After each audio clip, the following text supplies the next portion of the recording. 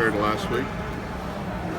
You know, like every scrimmage, a lot of good, some bad as well. I think defense has a chance to do some good things. A few penalties that cost us, gave up a few big plays that we can't have happen, and I think we need to play faster at all times. And that was a little bit of an issue on offense. A little slow at first, I thought, but we made a few big plays as we got going.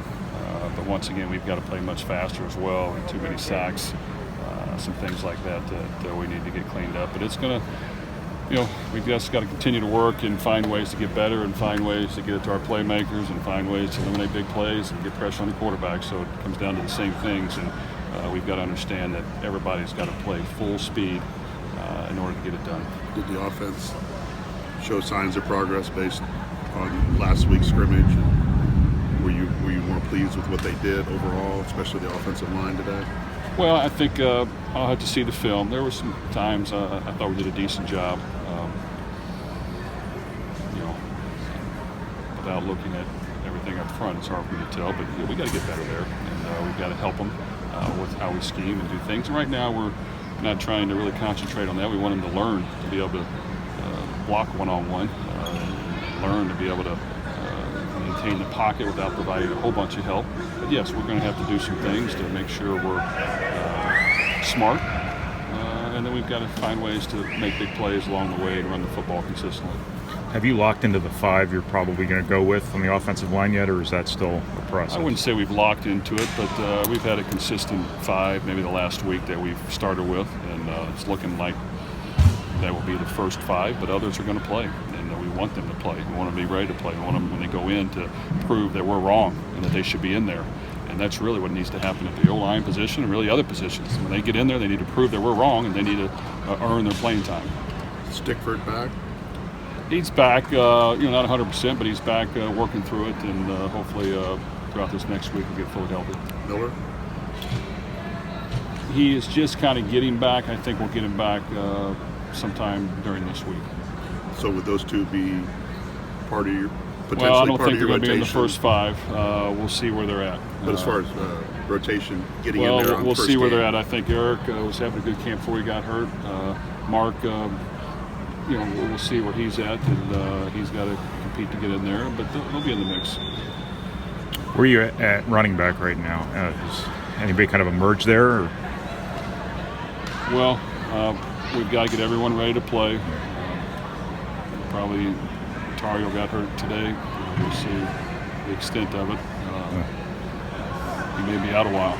So just like every position, that's got to be ready to go. So it makes that position thinner, and it's going to make the young freshman going to have to step in and play. Does Horvath kind of move up to the top spot there? Oh, yeah.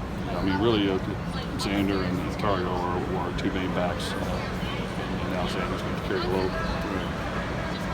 Could it be a situation where you go situational with those guys, where maybe you have a guy for each situation, so to speak, depending on what they do best? I think, really behind Xander, we've got some young guys.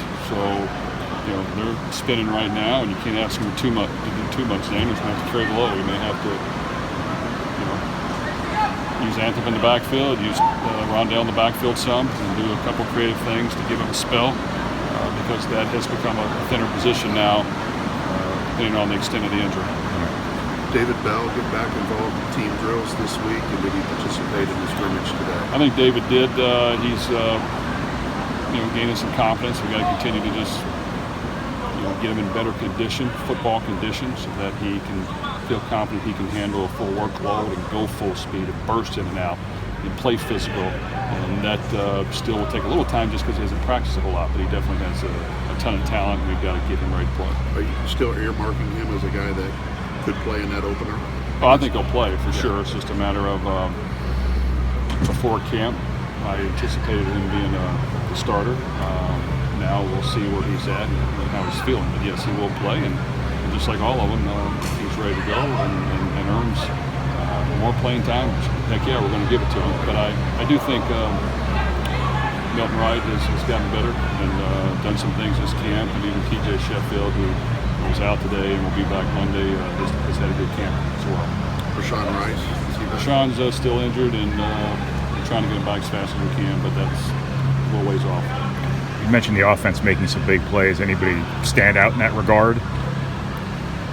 Well, Payne Durham has done a good job for us at tight end. He's a pretty consistent blocker, and he made a long touchdown catch. He's got good hands. He does a good job. Maybe not quite as athletic and fast as Hopkins for sure, but he's a steady player. So you saw him emerge. And Corey Taylor, on deep balls and fade throws and some slants, will show glimpses, and he did as well.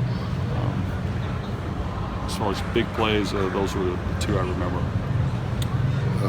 Daily question: did Lorenzo do anything today, and do you anticipate anything coming up next week with him? Well, Lorenzo,